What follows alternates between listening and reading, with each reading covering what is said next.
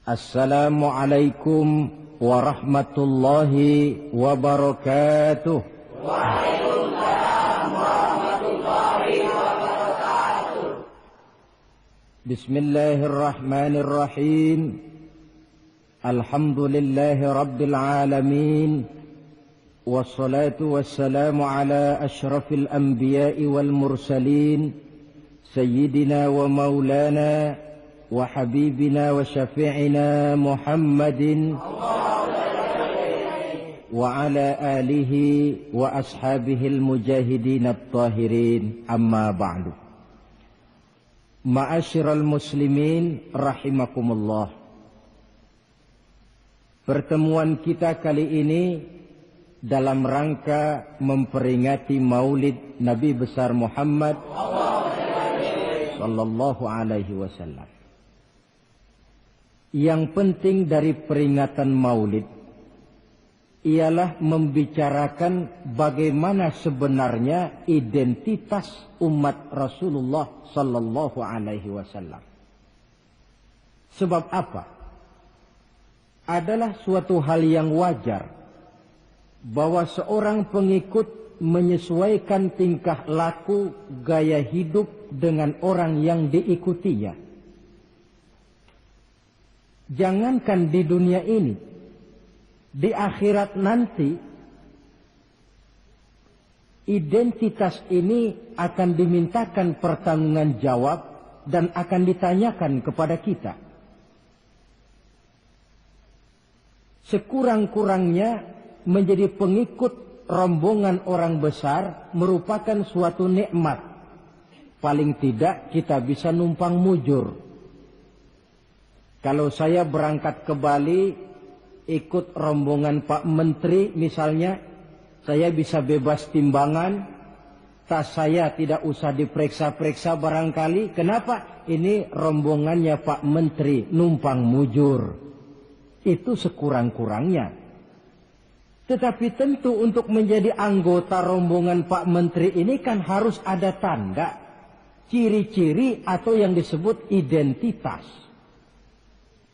Kalau kita mengaku dan memproklamirkan diri sebagai umat Nabi Muhammad, sebagai pengikut beliau, apa sih identitasnya, ciri-cirinya? Inilah yang akan kita bicarakan pada kesempatan ini, bersumber dari surah Al-Fatah ayat 29. Allah Subhanahu wa taala menjelaskan Muhammadur Rasulullah, bahwa Nabi Muhammad itu adalah utusan Allah, pesuruh Allah, walladzina ma'ahu, dan orang-orang yang bersamanya, orang yang mengikuti ajarannya, para sahabatnya, kita ini para pengikutnya, mempunyai ciri atau identitas. Dalam ayat ini ada 5 ciri yang dijelaskan. Pertama, asyidda'u 'alal kuffar. Pengikut Nabi Muhammad bersikap tegas kepada orang-orang kafir.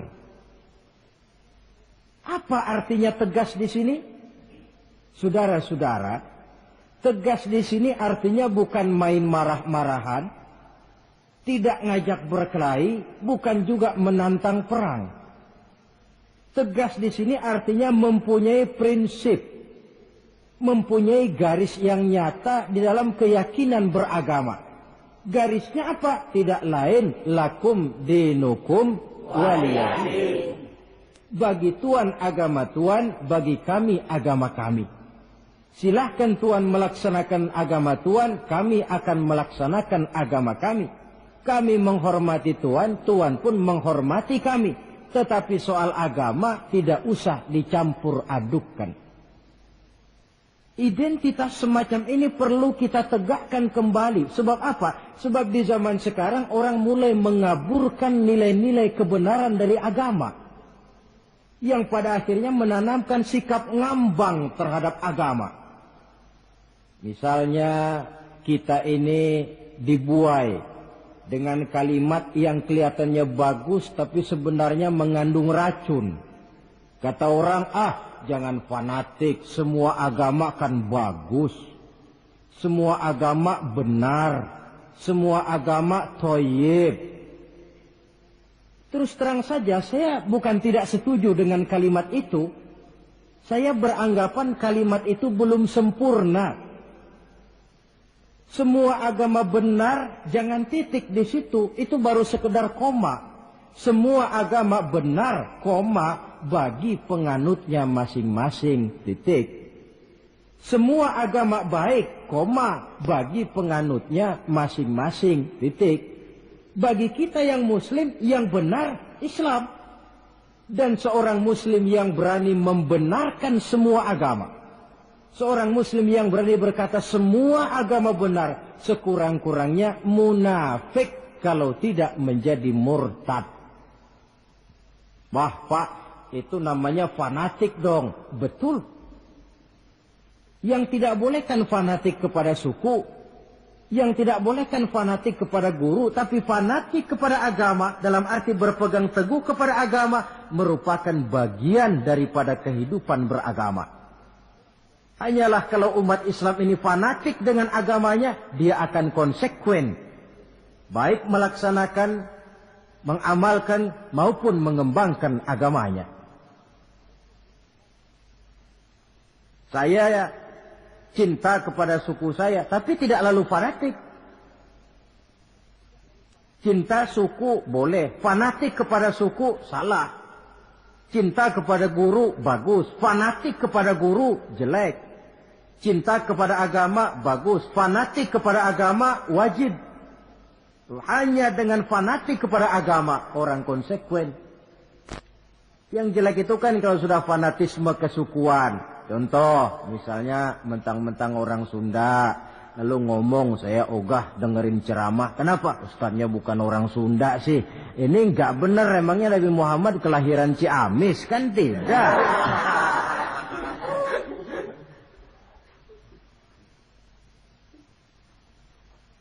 Toleransi ada tempatnya. Tetapi tidak menyangkut masalah-masalah ritual. Tidak menyangkut masalah-masalah ibadah. Soal bikin jalan umum, mari bersama saudara-saudara kita yang lain agama. Membangun puskesmas, mari bersama-sama. Menjaga keamanan, mari sama-sama. Tapi kalau sudah menyangkut masalah ibadah, kembali kita kepada prinsip lakum dinukum waliyadin. Bagi Tuhan silakan melaksanakan agama Tuhan, kami pun akan melaksanakan agama kami. Silahkan menyebarkan agama, tetapi jangan kepada orang yang sudah beragama. Ini batas toleransi. Jangan menyebarkan agama kepada orang yang sudah beragama. Maka dalam sejarah sudah dibuktikan, alhamdulillah, kalau kita mau objektif menilai sejarah, ketoleransian umat Islam itu sudah dibuktikan oleh fakta sejarah. Tetapi tanpa harus mengorbankan nilai-nilai akidah, keyakinan-keyakinan yang harus kita jaga dan kita pertahankan. Taruhlah kita sekarang masih sanggup berkata dan berpendirian semacam itu. Anak kita, keturunan kita, generasi yang akan datang, jikalau ditanamkan rasa ngambang terhadap agama, lambat laun akan makin tipis nilai-nilai religius itu melekat di dalam jiwanya. Dan akibatnya akan rawan. Kemajuan macam apapun, modernisasi macam apapun, kalau sudah terlepas dari kaitan kehidupan beragama, tidak akan banyak menolong untuk mensejahterakan umat manusia. Asyidda'u 'alal kuffar, bersikap tegas kepada orang-orang kafir. Ini sikap yang pertama. Identitas yang pertama. Yang kedua, ruhama'u bainahum. Kasih sayang kepada sesama mereka. Kalau kepada orang kafir tegasnya bukan main, tapi kembali ke dalam, kembali kepada sesama muslim, kasih sayang setengah mati. Saling asah, saling asih, saling asuh. Saling mengalah buat kepentingan yang lain.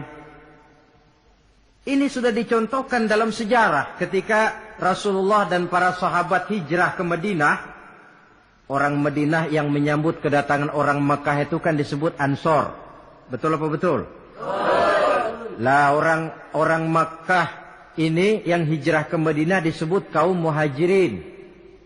Apa orang Madinah menyambut kedatangan orang Makkah itu mentang-mentang orang asli Madinah lalu tolak pinggang? Kamu kemari pendatang ya, awas jangan bertingkah. Tidak. Masing-masing malah mencari saudara. Karena apa? Persaudaraan dalam Islam diikat dengan akidah. Artinya ini dari manapun orang datang, apapun warna kulitnya, bahasa apapun yang dia pakai, jikalau akidahnya sama, dia saudara kita. Hadirin, terus terang saja ya. Banyak orang-orang yang tidak senang kalau melihat umat Islam sampai bersatu. Maka segala macam cara mereka lakukan agar kita jangan bersatu. Terang-terangan menghantam Islam. Tidak mungkin orang berani. Kenapa?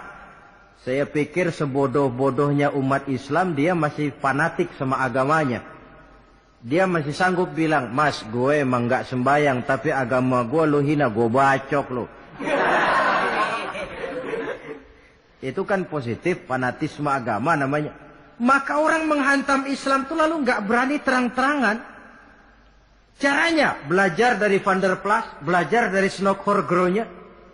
Mau menghantam Islam, masuk ke tengah-tengah umat Islam. Pakai peci, kalau perlu pakai sorban, pakai sorban. Tidak bisa assalamualaikum, latihan, assalamualaikum. Hantam Islam dari dalam. Caranya, kalau perlu dibuatkan merek-merek Islam. Yang mereknya Islam, tapi tujuannya bikin kacau dalam Islam. Muncullah yang namanya Islam ingkar sunnah. Muncul yang namanya Islam sejati. Islam. Mereknya Islam. Tujuannya bikin kacau dalam Islam. Kalau dia sudah mengkafirkan orang lain yang tidak sepaham dengan dia. Tidak mau bermakmum kepada orang yang sepaham dengan dia. Kalau cara ini tidak kena, mereka putar lagu lama. Apa lagu lama itu? Lagu khilafiyah. Lagu lama itu. Supaya kita sengketa sesama kita, mempersoalkan hal-hal kecil. Waktu terbuang, energi habis untuk mempermasalahkan hal yang tak pernah kunjung selesai. Sering kejadian toh di kampung-kampung. Yang satu pakai usolli, yang satu tidak, lalu pisah RT. Yang satu azan sekali Jumatan, yang satu 2 kali, lalu bangun masjid lagi. Yang satu kunut, yang satu tidak, asah golok. Persoalan yang semacam ini sampai kiamat tidak akan kunjung selesai. Oleh karena itu potensi yang besar ini tidak tersalurkan dengan wajar karena kita centang perenang di dalam. Tidak pandai menjaga kesatuan dan persatuan sebagai modal dasar untuk berbuat yang lebih baik. Adalah lebih baik kita ini mencari titik-titik persamaan dan bukan memperbesar pola perbedaan. Ruhama'u bainahum, kasih sayang sesama mereka. Imam Ghazali memberikan contoh kun kal yadain wala takun kal uzunain. Hai umat Islam, hiduplah kamu seperti 2 tangan. Saling asah, saling asih, saling asuh, saling mengalah buat kepentingan yang lain. Coba lihat 2 tangan kita, rukunnya bukan main. Kalau tangan kanan maju ke depan, kata yang kiri, oke, saya mengalah. Dia mundur ke belakang. Kiri di depan, kata kanan, sekarang giliran saya ngalah. Dia mundur ke belakang. Akhirnya kita jalan lenggang. Enak nggak dilihat orang? Coba kalau nggak ada yang mau ngalah.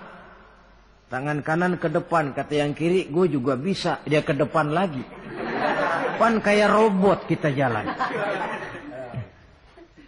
Lalu mekanisme kerjanya. Tangan kanan kerjanya bagus-bagus toh. Salaman tangan kanan, tanda tangan tangan kanan, hitung duit tangan kanan, ambil kue tangan kanan. Kiri nggak pernah protes, tahu posisi. Memang tugas saya bidang pembersihan. Ya pembersihan saja dilakoni. Artinya apa ini? Yang satu dengan yang lain saling memperkuat. Walaupun komposisinya berbeda. Dicontohkan dalam perjalanan kehidupan sahabat Nabi. Sahabat Nabi yang paling terkenal itu 4 orang. Sayyidina Abu Bakar, Sayyidina Umar bin Khattab, Sayyidina Utsman bin Affan, Sayyidina Ali bin Abi Thalib. 4 sahabat ini kalau kita lihat komposisinya, keahliannya lain-lain. Coba, ada Sayyidina Abu Bakar, ini sahabat merangkap mertua. Kalau bahasa sekarang Abu Bakar ini disebut kiai diplomat. Kiai karena beliau orang alim, diplomat karena pandai bersiasat, ahli politik. Kemampuan berpolitiknya digunakan buat kepentingan agama. Sebab siapapun yang berpolitik untuk kepentingan agama, tentu kita doakan. Tetapi siapapun yang jual agama untuk kepentingan politik, kita juga berdoa. Cuma tentu doanya lain dengan yang berpolitik buat agama tadi. Saudara hadirin yang saya hormati. Ada Umar bin Khattab. Ini kalau bahasa sekarang disebut imam jenderal ini. Imam tapi jenderal, jenderal tapi imam. Kenapa imam? Karena dia mampu memimpin jamaah di masjid. Kenapa jenderal? Karena dia sanggup memimpin tentara di medan perang. Kegagahannya, keberaniannya, keperkasaannya digunakan membantu perjuangan Rasul. Ada Utsman bin Affan, santri ekonom. Kenapa santri? Karena dia orang kaya. Kenapa ekonom? Karena dia pengusaha bergerak di bidang bisnis. Keuntungan usahanya untuk membantu perjuangan Rasul. Ada Ali bin Abi Thalib, tokoh muda tapi intelek. Masih muda tapi rela mengorbankan nyawa demi keselamatan Rasul di malam hijrahnya. Alangkah nikmatnya umat Islam ini kalau punya kiai diplomat, imam jenderal, santri ekonom, pemuda intelek. Yang masing-masing bekerja sama menunjang untuk kepentingan agama. Ruhama ubainahum. Kasih sayang di antara sesama mereka. Mobil, kenal mobil enggak? Ya. Mobil itu baru bisa jalan dengan baik kalau seluruh onderdilnya kompak. Kalau yang satu sudah merasa dirinya lebih penting dari yang lain, alamat mobil udah dekat mogok. Misalnya yang jadi bensin nyombong. Kalau enggak lantaran saya, enggak bakalan jalan nih mobil. Bannya denger, sombong. Kata ban, sombong kamu bensin. Apa kamu kira kamu saja yang penting? Saya tersinggung, kata ban, lalu kempes. Kira-kira kalau ban kempes jalan enggak mobil? Begitulah umat ini. Kayak satu bangunan, ada yang jadi jendela, pintu, tiang, genteng dan sebagainya. Tetapi satu sama lain hendaknya saling memperkuat.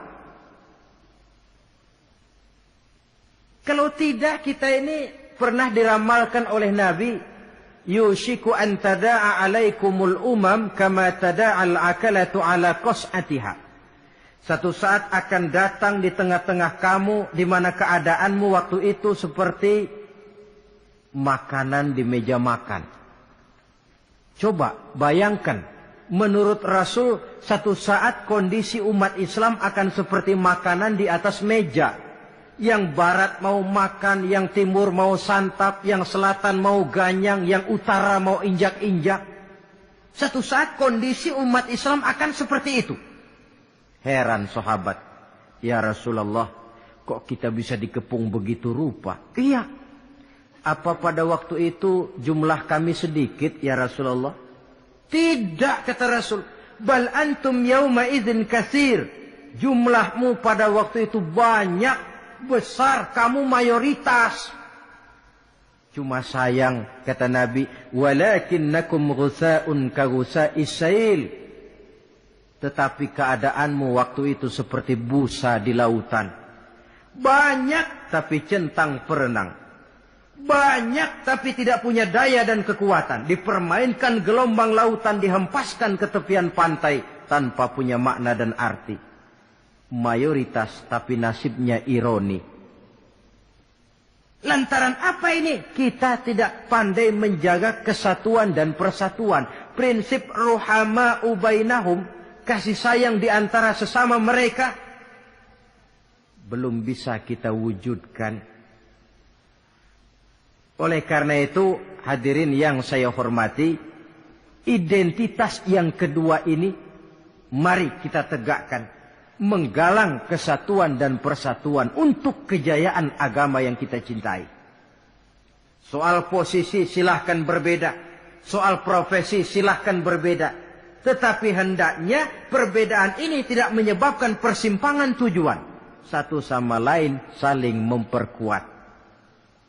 Identitas yang kedua, bahwa kita sudah diikat dengan akidah, tidak oleh ras, warna kulit, suku, bahasa, oleh akidah. Satu kali orang sudah syahadat, dia adalah saudara kita. Sudah lewat masanya di mana kita umat Islam ini dikotak-kotakan, dan sudah datang waktunya di mana kita bersatu, saling menunjang, saling membantu, sehingga dengan demikian terwujudlah satu masyarakat yang diikat dengan nilai-nilai akidah. Ini yang kedua, kasih sayang kepada sesama muslim. Satu badan itu kalau yang satu sakit, yang lain kan akan ikut merasa sakit. Saudara jalan tengah malam, ibu jari tersandung batu, beletak. Begitu ibu jari tersandung batu, kontan, darah keluar. Mulut bilang aduh, kepala ikut pusing. Enggak pakai diundang. Solidaritas sosial yang terjadi secara reflektif. Tidak ada ibu jari tersandung, mulutnya malah ngomel. Rasain lo. Masa nyumpain badan sendiri, kan tidak mungkin. Tapi ini yang terjadi, kita lihat. Akibat apa? Tidak terwujudnya solidaritas sosial yang bersifat refleksif tadi. Nah, inilah saudara-saudara identitas yang kedua. Yang ketiga sekarang, pengikut Nabi Muhammad sallallahu alaihi wasallam itu cirinya yang ketiga, tarahum rukka'an sujjada. Engkau lihat mereka ruku dan sujud, mendirikan solat. Ini identitas, ciri. Di akhirat nanti akan diperiksa dengan seadil-adilnya. Siapa? Saya, Pak. Saya siapa? Pengikut Nabi Muhammad. Betul? Betul. Baik. Pengikut Nabi Muhammad itu tandanya ruka'an sujada, ruku dan sujud. Sampean ngaku umat Nabi Muhammad, sujud? Pernah sembahyang? Sembahyang juga, Pak. Berapa kali? Enggak banyak-banyak, Pak. Setahun 2 kali. Kapan itu? Idul Fitri sama Idul Adha. Kata petugas, syarat kurang, minggir. Sebab sering dikatakan sholat itu kan ada yang harian, ada yang mingguan, ada yang tahunan. Ada yang sholatnya harian. Yang harian ini juga 2 macam. Ada yang belang-belang, ada yang mulus. Kalau yang belang-belang itu kalau zuhur sholat, asar out. Asar kepegang, maghribnya melayang. Maghrib ketangkep, isaknya terbang. Itu lumayan ketimbang yang seminggu sekali cuma Jumat saja. Yang Jumat pun agak lumayan lah daripada yang setahun 2 kali cuma Idul Fitri dan Idul Adha.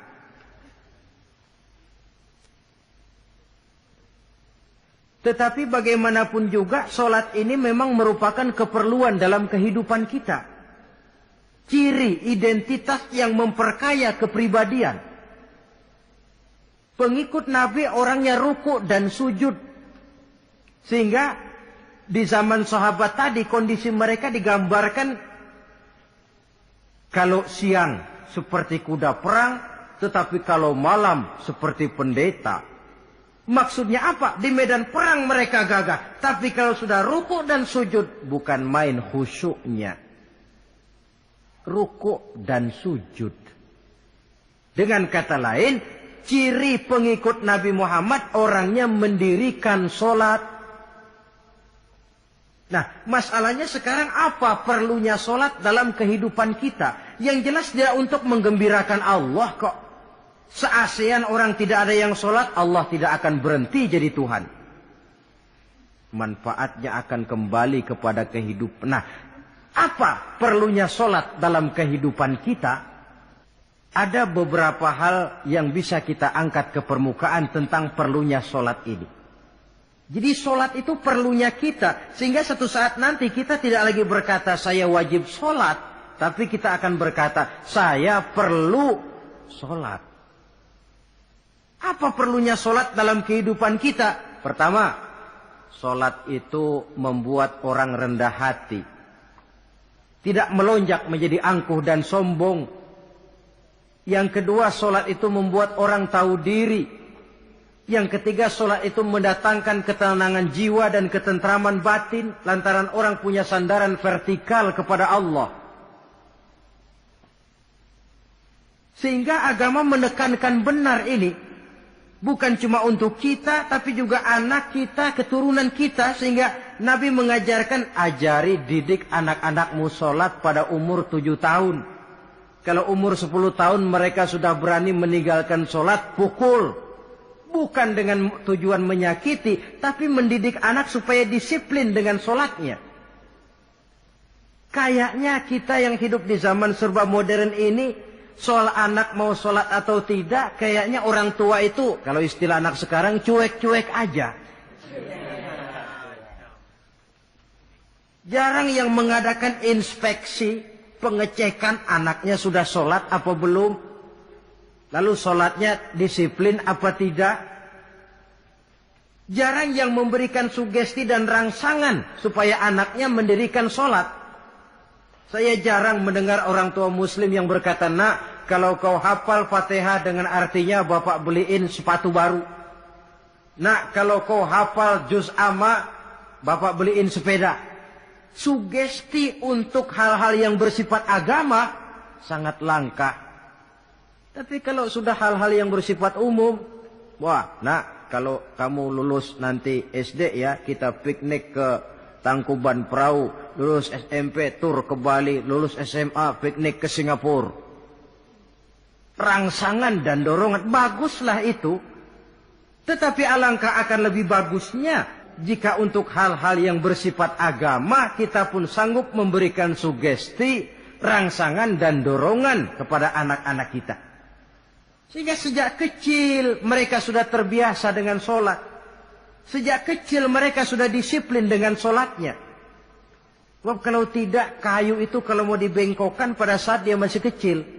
Kalau sudah besar baru mau dibengkokin, repot kayu itu. Membentuk orang soleh itu harus dimulai sedini mungkin. Karena itu salah satu fungsi solat Allah jelaskan, inna sholata tanha 'anil fahsya wal munkar. Bahwa solat yang dikerjakan dengan betul mampu mencegah manusia dari perbuatan yang keji dan munkar. Jadi dengan kata lain, orang yang disiplin dengan sholat terpeliharalah dirinya dari perbuatan yang keji dan munkar. Hadirin yang saya hormati, suatu kenyataan barangkali yang memang tidak bisa kita pungkiri, bahwa kemajuan ilmu pengetahuan dan teknologi sekarang ini makin mengagumkan. Dunia seolah-olah telah dirombak oleh manusia dari sebuah daerah kosong menjadi gedung-gedung pencakar langit yang tinggi. Orang sudah bertandang ke bulan, dan dalam beberapa tahun mendatang boleh jadi akan bertandang pula ke planet-planet lainnya. Kekurangan air minum bisa diatasi dengan penyulingan air laut. Kekurangan areal pertanian bisa diatasi dengan merombak gurun pasir yang gersang dan tandus menjadi sawah ladang yang menghasilkan kebutuhan hidup manusia. Tapi seiring dengan itu menjadi pertanyaan, makin sejahterakah umat manusia? Tercapaikah kebahagiaan? Pada sisi lain kita melihat kemajuan itu melahirkan hal-hal yang tidak kita harapkan. Apa yang kita sebut dengan penyakit dunia modern, yang rupanya makin banyak dokter, makin banyak juga penyakit, makin banyak rumah sakit, makin aneh nama penyakit. Pola yang paling berbahaya ialah jikalau kemajuan itu menyebabkan manusia sampai mendewa-dewakan ilmu dan teknologi. Dan ini yang sering saya istilahkan dengan berhala abad 20. Kalau dulu orang menyembah berhala yang namanya Latta, Uzza, Manat, Hubal, orang zaman sekarang secara tidak langsung banyak yang menjadi penyembah komputer, penyembah sains dan teknologi, mendewa-dewakan otak, lalu lupa bahwa sepanjang yang bisa dilakukan oleh manusia adalah berusaha dan berusaha.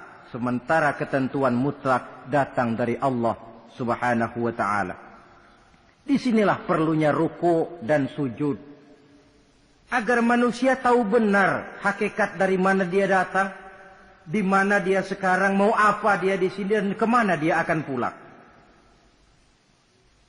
Oleh karena itu, pada kesempatan ini saya mengajak, marilah identitas ini kita tegakkan dalam diri kita, menjadi pengikut yang ruku dan sujud di hadapan Allah. Sebab di sana terdapat sumber kekuatan. Baik dia kekuatan batin, kekuatan jiwa, kekuatan dalam semangat perjuangan, kekuatan dalam menegakkan yang ma'ruf dan menghancurkan yang munkar. Sandaran kita kepada Allah. Saudara mungkin masih ingat ketika Rasulullah dan Abu Bakar hijrah, mereka berdua tidak langsung ke Madinah tapi berada di Gua Thur 3 malam 2 hari lamanya. Orang kafir Quraisy yang mengejar sampai juga di mulut gua itu. Andai kata mereka menengok saja ke bawah, sudah kelihatan Nabi dan Abu Bakar. Tapi mereka tidak menoleh. Nabi dengan mantap berkata kepada Abu Bakar, "La takhaf wa la tahzan ya Abu Bakar, innallaha ma'ana." Abu Bakar, kau tidak usah takut, tidak usah sedih, Allah bersama kita. Ucapan ini mantap kalau diucapkan oleh orang yang ruk'an sujada. Benar-benar melakukan ruku dan sujud kepada Allah. Mempunyai backing yang tidak kepalang tanggung, yang serba maha. Ya itu kalau memang saudara perlu cari backing, jangan kolonel tanggung. Jangan brigjen tanggung, carilah backing yang serba maha. Maha gagah, maha kaya, maha tahu, maha segala-galanya. Berbackinglah kepada Allah saja. Dengan jalan ruk'an sujada, ruku' dan sujud dalam kehidupan ini. Ini identitas yang ketiga. Yang keempat sekarang, pengikut Nabi itu apa tandanya? Yabtaghuna fadlan minallah wa ridwana. Mereka selalu mencari karunia dan keridhaan Allah. Karunia dan keridhaan. Jadi tidak hanya mencari sekedar karunia, tetapi juga mencari ridho. Oleh karena itu seorang pengikut Rasul, di dalam dia berdagang misalnya, dibatasi oleh pertanyaan, cara saya ini Allah ridho apa tidak? Dia cari rezeki, dibatasi oleh pertanyaan, Allah ridho apa tidak? Dia menginginkan jabatan yang tinggi, tapi tetap dalam kerangka pertanyaan, kalau cara ini Allah ridho apa tidak? Sehingga tidak lantas menghalalkan cara. Cara apapun halal asal tujuan tercapai, itu kan caranya PKI. Asal tujuan tercapai, cara apa saja halal. Seorang muslim pengikut baginda Nabi tidak diajarkan semacam itu. Kenapa perlu mencari keridhaan Allah, karunia yang Allah ridho? Karena apapun yang kita pakai, apapun yang kita makan terutama, jikalau bersumber dari sesuatu yang Allah tidak ridho, katakan yang haram misalnya, akan mempengaruhi gaya dan gerak hidup kita. Contoh, kata Imam Ghazali, kalau engkau terlalu senang memakan makanan yang haram, dia akan mempengaruhi caramu berpikir, sehingga kau akan cenderung berpikir yang haram. Mencari karunia yang Allah ridho. Dan hidup itu kalau sudah mendapat ridho Allah, Sudah satu kenikmatan yang tidak bisa dibeli dengan nilai materi yang bagaimanapun banyaknya. Karena itu biarlah kita orang mukmin ini di dunia hidup kaya asal Allah ridho saja. Enggak apa-apa. Biar rumah kita gedung, punya mobil bagus, uang banyak. Kalau Allah ridho, enak. Daripada sudah melarat, tinggal di pinggir kali, rumahnya gubuk, Allah marah lagi. Kapan mau senang orang macam begitu? Jadi biarlah kita ini bahagia di dunia, asal di akhirat masuk surga. Tidak apa-apa. Mencapai kebahagiaan di dunia dan di akhirat. Cari karunia Allah sebanyak-banyaknya. Karena memang bumi dan segala fasilitasnya diperuntukkan bagi manusia. Dan karunia Allah itu ada dimanapun kita pergi. Dahulu ketika turun perintah hijrah, sebagian sahabat berpikir-pikir, kalau saya hijrah ke Madinah, di Madinah mau makan apa saya? Ini Mekah kan jelek-jelek kampung sendiri. Umpama kepepet, ngutang-ngutang dikit, orang masih percaya lah. Kalau ke Madinah, ngutang sama siapa? Takut dia kalau hijrah ke Madinah tidak dapat makan. Allah memberikan jaminan, qul li'ibadiyalladzina amanu inna ardi wasi'ah fa iyaya fa'budu. Katakan kepada mereka Muhammad, hai hamba-hambaku yang beriman, bumiku ini luas. Di Mekah kau makan, hijrah ke Madinah juga kau akan makan. Apalagi hijrahmu karena membela agama. Jangan karena membela agama kau takut kelaparan. Artinya apa? Karunia Allah itu ada dimanapun. Kalau kita mau berusaha, tetapi jangan lupa usaha itu harus yang Allah ridho. Kalau sekedar hasil usaha, cara apapun boleh, ya dapat. Tetapi tanpa ridho, semuanya tidak akan membawa ketenangan, ketentraman, dan kebahagiaan. Allah itu kan maha pengasih, tidak pilih kasih katanya. Artinya apa? Semuanya Allah kasih. Orang kalau mau berusaha dapat. Itu logika. Sunnatullah kata kita. Hukum alam kata orang. Kalau mau berusaha mesti dapat. Tetapi kasih sayang Allah ini tidak diberikan kepada setiap orang. Kalau pengasihnya berlaku kepada semua orang. Mau kafir, mau beriman, kalau berusaha dapat. Itu Rahman namanya. Tapi Allah tidak cuma Rahman, Allah juga Rahim, Maha Penyayang. Bedanya apa? Orang yang dikasih itu belum tentu disayang. Tetapi kalau disayang, mesti dikasih. Kalau tidak dikasih, tentu ada pertimbangan lain untuk kepentingan kita. Misalnya, anak kita baru kelas 1 SMP, datang, Pak beliin motor buat sekolah. Kita lalu menilai anak ini nggak ada motor saja, kadang-kadang jarang sampai ke sekolah. Apalagi dibeliin motor, bisa dari rumah berangkat ke sekolah nggak sampai. Tidak dibelikan bukan karena tidak sayang, justru karena sayangnya ada pertimbangan lain untuk kepentingan si anak. Tetapi kadang-kadang anak sendiri berpikirnya lain. Bapak katanya sayang, minta dibeliin motor saja tidak dibelikan. Dia menilai orang tuanya tidak sayang.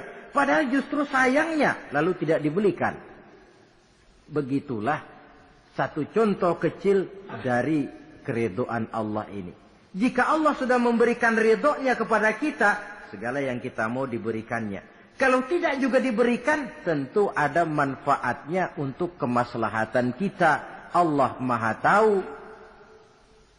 Misalnya orang mengeluh, saya akan sembahyang rajin, ngapa rezeki seret bener sih? Apa saya berhenti lagi sholat? Allah lebih tahu maslahatnya. Barangkali potongan kayak kita ini kalau diberikan rezeki banyak sedikit, lalu berhenti ke masjid. Rezeki lu segini aja dah, lu jadi rajin ke masjid. Ada manfaatnya buat kepentingan kita. Mencari karunia yang Allah ridho. Dalam alam yang terbentang luas ini karunia Allah terhampar luas. Tinggal kita mencari. Dan untuk mencari itu diperlukan keahlian. Keahlian hanya timbul karena pendidikan. makin ke depan persaingan hidup makin tajam tanpa membekali diri, terutama generasi kita yang akan datang, anak-anak kita, boleh jadi mereka akan tersudut ke pojok-pojok kehidupan untuk kemudian lebih banyak jadi penonton daripada sekedar pemain. Dan kerugian akan kembali kepada kita. Karena itu cari karunia Allah sebanyak-banyaknya, tapi dengan garis bawah yang Allah ridho.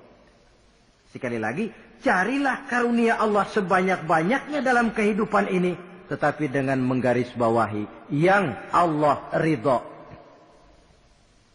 Inilah identitas yang keempat.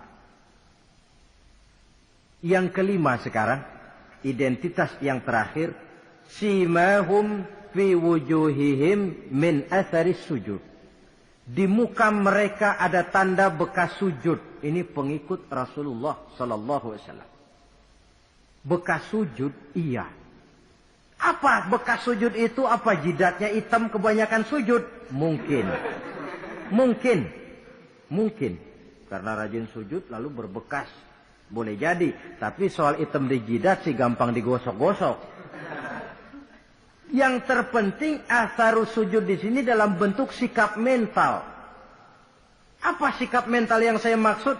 Orang yang rajin sujud itu lalu membekas dalam kehidupannya pengaruh sujud. Apa pengaruh sujud? Karena rajin sujud timbul ikhlasnya. Kalau sudah berbuat yang penting itu Allah. Orang lain mau tahu atau tidak, orang lain mau puji atau tidak, yang penting Allah. Sebab kalau sudah dia usolli fardal maghribi Allahu Akbar, dia tinggalkan dunia dan seluruh isinya. Naik dia menghadap Allah. Selamat tinggal sebentar dunia, nanti saya balik lagi. Yang ada cuma dia dan Allah dalam dialog langsung. Timbul keikhlasan, terjemahannya dalam kehidupan. Berbuat tanpa pamrih. Tidak suka menepuk jasa dan menghitung jasa. Sebab biasa orang itu kalau sedang perang tidak sempat ngaku jadi pahlawan. Tapi kalau perang sudah selesai yang nggak kenal bedil ngaku pahlawan. Kalau perang sedang berkecamuk jarang yang mengaku pahlawan. Kalau sudah perang selesai masing-masing nepuk dada. Seorang yang ikhlas, seorang yang berbuat tanpa pamrih, dan ini pengaruh sujud dalam kehidupan. Lalu apalagi timbul jujurnya. Kenapa? Kalau dia sholat zuhur 4 rakaat, lalu umpama selesai 3 rakaat dia salam, orang lain tentu tidak tahu dia korupsi 1 rakaat. Tapi kenapa tidak dia lakukan? Ada Allah sih yang tahu. Timbul kejujuran, disiplin murni yang berakar dari hatinya sendiri. Lalu apa lagi? Kesabaran. Dilatih lewat sholat. Kalau belum selesai 4 rakaat, jangan berhenti sholat isya umpamanya. Dan banyak lagi pengaruh-pengaruh atharus sujud. Ini di dunia. Di akhirat nanti kata Nabi, inna ummati ya'tuna yaumal qiyamah ghurran muhajjalin min atharil wudu. Umatku di hari kiamat nanti akan datang menghadap Allah dengan muka berseri-seri dari sebab air wudu. Mukanya bersinar-sinar karena di dunia rajin wudu. Sehingga barangkali di akhirat nggak perlu ngaku-ngaku kita. Ya Rasulullah, saya umatmu, tidak perlu. Rasulullah lihat sendiri, wah ini mukanya bersinar-sinar. Ta'ali ummati, umatku sini, umatku sini. Kalau di dunia rajin kena air wudu. Ya rajin wudu artinya kan rajin sholat. Masa ada orang wudu aja nggak sholat, kan model. Kalau muka tidak pernah tersentuh wudu, kalau muka tidak pernah sujud, teriak-teriak kita mengaku ya Rasulullah, saya umatmu ya Rasulullah. Kata Rasulullah, nggak ada umat saya yang dekil kayak sampean.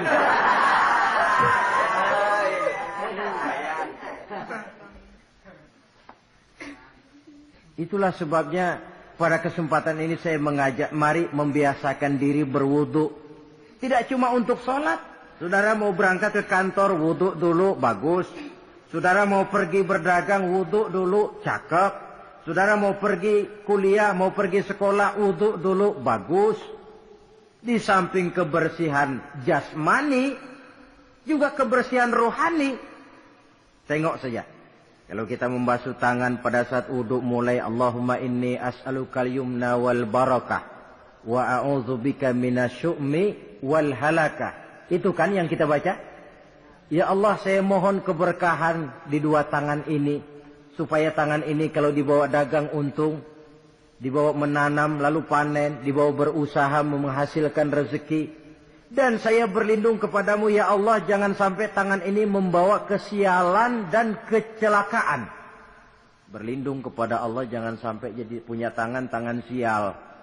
Dipakai dagang rugi, dipakai nanam pohonan mati, dipakai mukul orang. Tangan sial. Dari itu saja sudah memberikan sugesti untuk rohani kita. Kebersihan jasmani, kebersihan rohani terpelihara karena wudu. Jadi asarus sujud, pengaruh sujud membekas di dalam kehidupan. Sehingga oleh Syekh Muhammad Abduh dijelaskan, walikulli ibadatin minal ibadati sahihah asarun fi taqwimi akhlaqil qaimi biha wa tahzibi nafsihi. Setiap ibadah yang dikerjakan dengan betul pasti mempunyai pengaruh yang nyata dalam meluruskan moral akhlak orang yang melaksanakan ibadah itu sendiri. Jadi sujud kita betul apa tidak? Lihat saja pengaruhnya dalam kehidupan kita. Salat kita sudah betul apa tidak? Lihat saja pengaruhnya dalam kehidupan kita. Kalau sujud ya sujud, tapi judi jalan juga, nah sujudnya belum betul. Waktunya salat ya salat, waktunya mabuk, salatnya belum betul. Waktunya ruku ya ruku, giliran nyolong, ya belum betul. Sebab sholat yang dikerjakan dengan betul, sujud yang dikerjakan yang punya pengaruh nyata dalam kehidupan, kelihatan bekasnya dari tingkah laku dan gerak kita di dalam menelusuri kegiatan hidup ini. Maaf, dengan sedikit pahit barangkali kita memang harus berkata, masih banyak di antara kita umat Islam ini yang melaksanakan ibadah hanya dengan prinsip asal sekedar gugur kewajiban. Perkara ada pengaruhnya atau tidak dalam diri kita, kita malas untuk mengadakan evaluasi. Akibatnya, ibadah yang kita kerjakan tidak mempunyai pengaruh dalam membentuk kepribadian kita.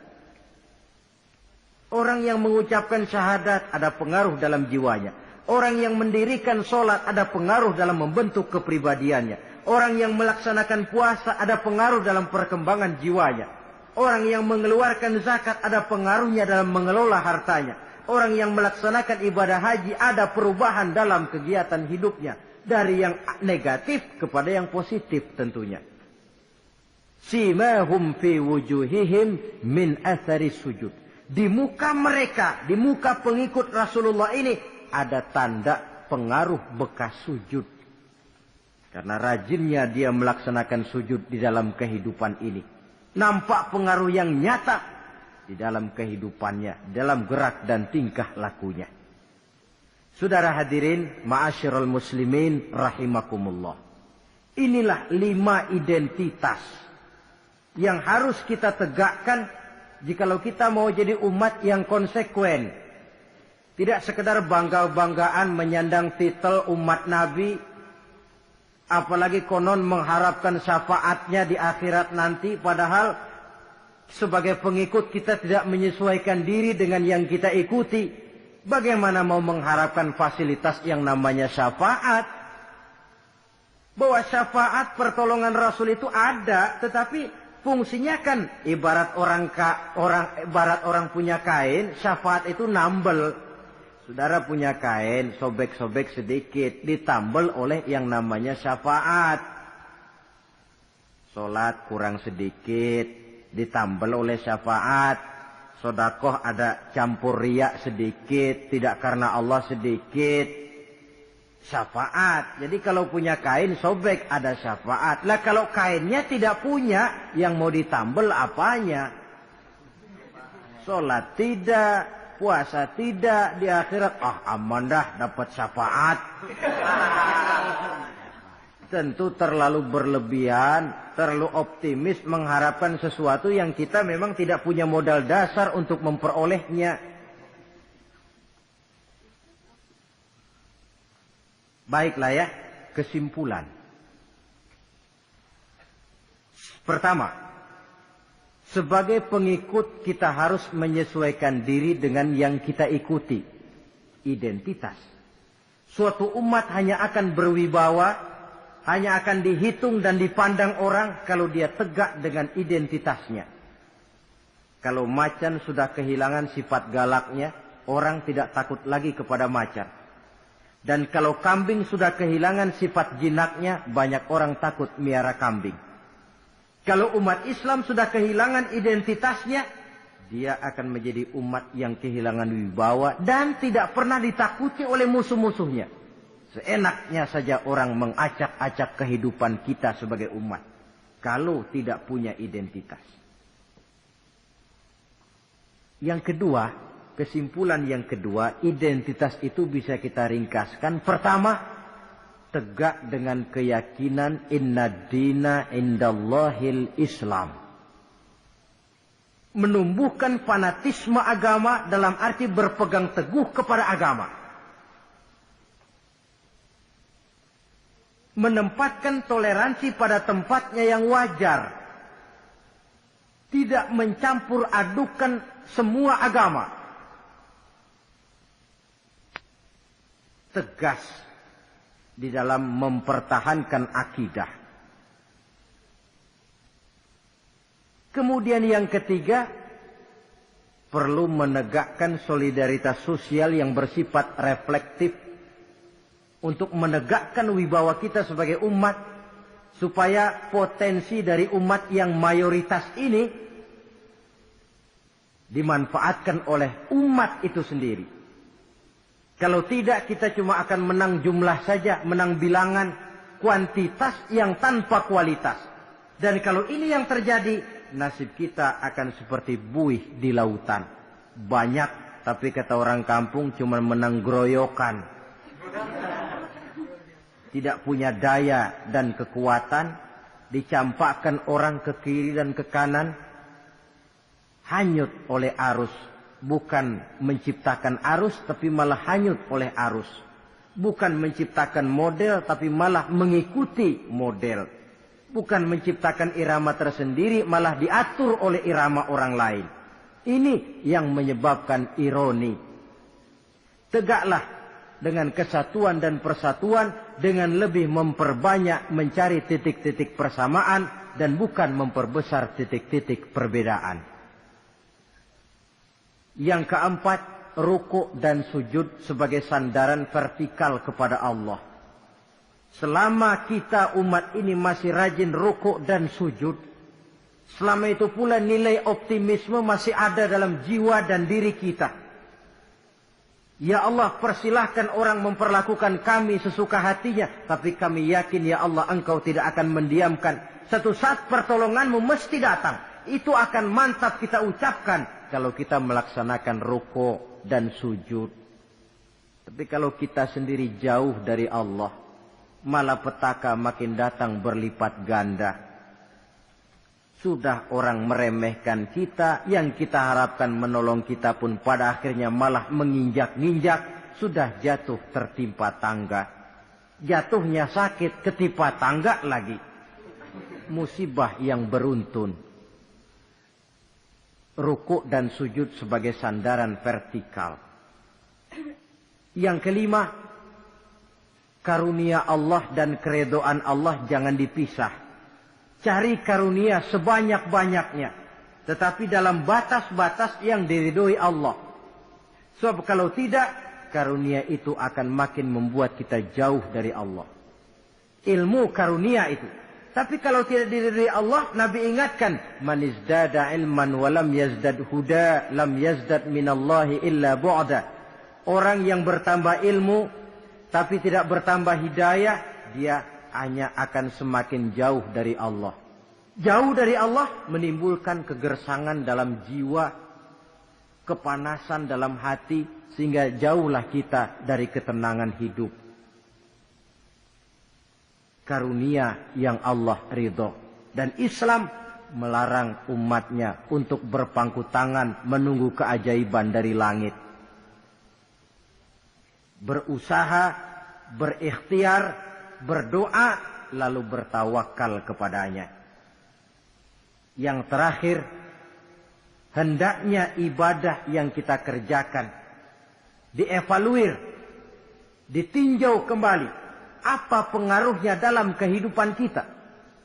Sebab setelah selesai melaksanakan suatu ibadah, hendaknya nilai ajaran yang terkandung dalam ibadah itu bisa kita terjemahkan dalam kehidupan kita.